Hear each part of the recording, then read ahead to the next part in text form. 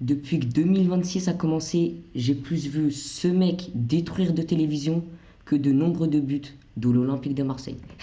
Yo les gars et tout le monde, j'espère que vous allez bien, j'espère que vous portez bien.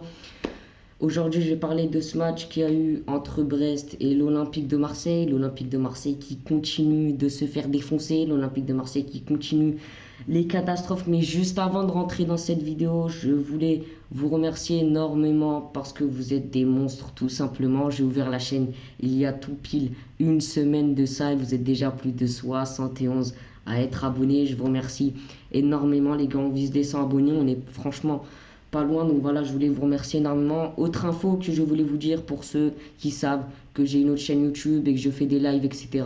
Je tenais à vous dire que dans ce mois, il y aura peut-être très peu de lives, voire pas du tout, parce que pour ceux qui le savent, c'est le Ramadan et du coup, c'est assez difficile, etc.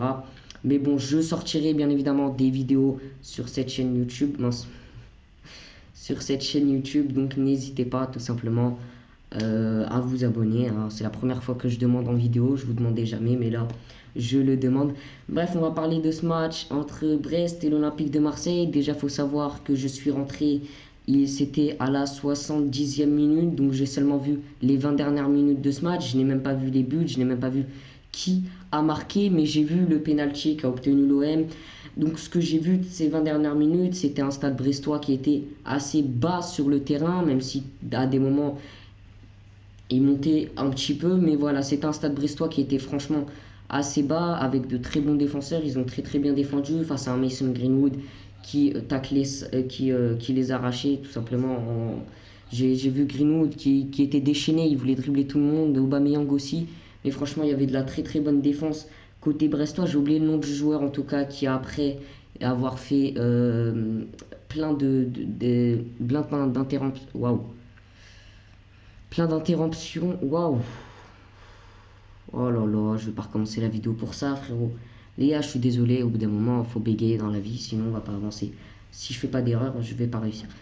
Bref, un défenseur qui a très bien défendu côté brestois, je sais plus c'est qui, en tout cas, il a des longues jambes de ouf, les brestois vous le reconnaîtrez. Et voilà, c'est avec ses jambes de ouf, il se fait crocheter, il arrive quand même à remettre sa jambe derrière. Finalement, à la fin, il va concéder un penalty, ce penalty qui va être frappé par Mason Greenwood et qui va être frappé. Donc ce qui me fait rire, en fait, c'est que l'Olympique de Marseille, après cette défaite contre le Paris Saint-Germain, la Manita 5-0 qu'on leur avait infligé, ils ont viré Roberto De Zerbi. À ce moment-là, je rigole tout seul parce que Roberto De Zerbi n'est pas le problème principal de l'Olympique de Marseille. Roberto De Zerbi peut-être faisait des mauvais choix, même si je sais pas, je connais pas réellement l'OM, je sais pas c'est quoi vos meilleurs joueurs, vos meilleures compositions, etc.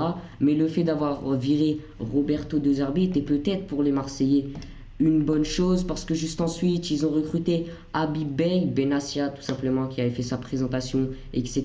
Je crois que Habib Beye est là jusqu'en 2027.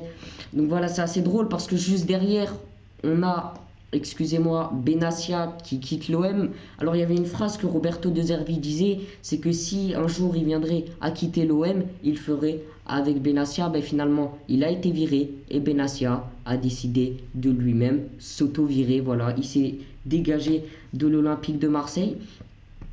Et du coup voilà, je voulais dire, on a Habib Beye qui est venu tout simplement pour coacher ces Marseillais. Et en vrai, ça fait rire parce que l'Olympique de Marseille, c'est sûr que le problème ne vient pas de Mehdi Benassia ou bien encore de Habib Beye, mais tout simplement de l'OM eux-mêmes. L'OM, c'est pas en changeant de coach que vous deviendriez meilleur, vous resterez toujours nul pour toujours et pour tout jamais. Habib Beye qui d'ailleurs était un ancien Marseillais, je crois en 2007, 2004, je sais plus, bref, il joue à Marseille dans ces temps-là, donc des retrouvailles un petit peu de son côté.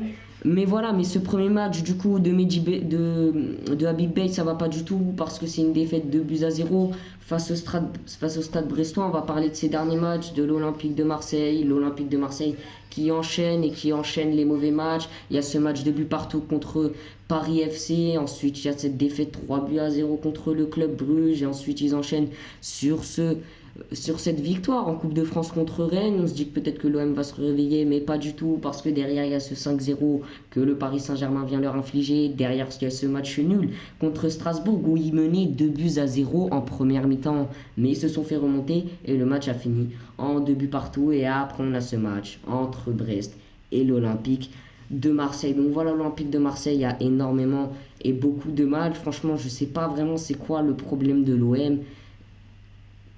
J'arrive pas à comprendre, parce qu'en soi ils ont une très très bonne attaque, franchement faut dire les termes. Ils ont un Mason Greenwood en forme, ils ont un Nwaneri très performant, ils ont un Aubameyang très très puissant, mais il y a beaucoup trop de choses qui vont pas. Peut-être le milieu de terrain qui a amélioré, je sais pas, peut-être la défense. En tout cas, voilà. Donc, moi, ce que j'ai vu de ces 20 dernières minutes, c'était un stade brestois, comme j'ai dit, assez bas. Un Marseillais, l'Olympique de Marseille qui attaquait énormément, parce que c'est logique, ils sont menés 2-0. Ils étaient obligés de revenir, mais malheureusement, il y a cet arrêt incroyable du gardien brestois, qui est d'ailleurs lui aussi un très très bon gardien. Donc voilà, franchement, je sais pas quoi dire de plus, hein. Je voulais vite fait en revenir, comme quoi l'OM. En fait, il y a un truc qui me fait rire. Il y a un truc franchement qui me fait rire, que je voulais placer dans ce débrief, si on peut dire ça comme ça. C'est que l'Olympique de Marseille, en fait, chaque année, ils sont censés jouer le titre.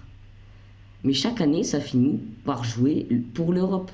Là, carrément, à l'heure où on parle, ils sont à 6 points, si je dis pas de bêtises, de Lille. Lille qui a actuellement un match de retard. Donc là, si Marseille continue les défaites et Lille continue les victoires, Marseille peut redescendre 5e du classement et ne même plus être en Ligue des Champions.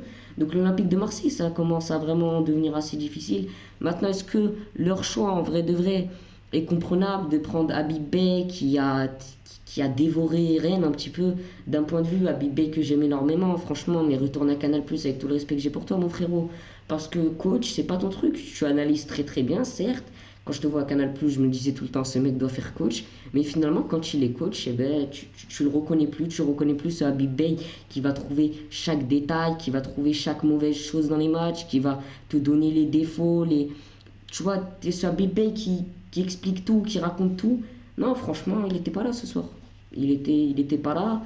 Franchement, mauvais début pour lui, en tout cas, force à lui. Et même avec Rennes, il a eu beaucoup de mal. Les défaites enchaînées, les défaites enchaînées.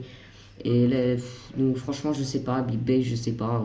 Je, je pense que le meilleur pour toi, c'est de partir en fait, d'arrêter ta carrière de coach. Elle a commencé et elle va bientôt s'arrêter, parce que si tu commences à flop, à flop, au bout d'un moment, je pense qu'il n'y a qu'une seule explication, c'est pas ton truc, c'est pas fait pour toi. Donc voilà les gars, on arrive déjà à la fin de cette vidéo. Je sais même pas si j'appellerai ça débrief, parce que j'ai rien débriefé du match du tout. J'ai juste parlé de l'OM et de leurs choses actuelles, de ce qu'ils ont fait, de ce qu'ils sont en train de faire. Et voilà, et voilà. Donc je sais même pas si j'appellerai ça débrief. En tout cas voilà, si tu es resté jusqu'à la fin, n'hésite pas à me dire dans les commentaires encore une fois ce que je pourrais améliorer, ce que j'ai oublié de dire, ou beaucoup de choses comme ça. En tout cas voilà.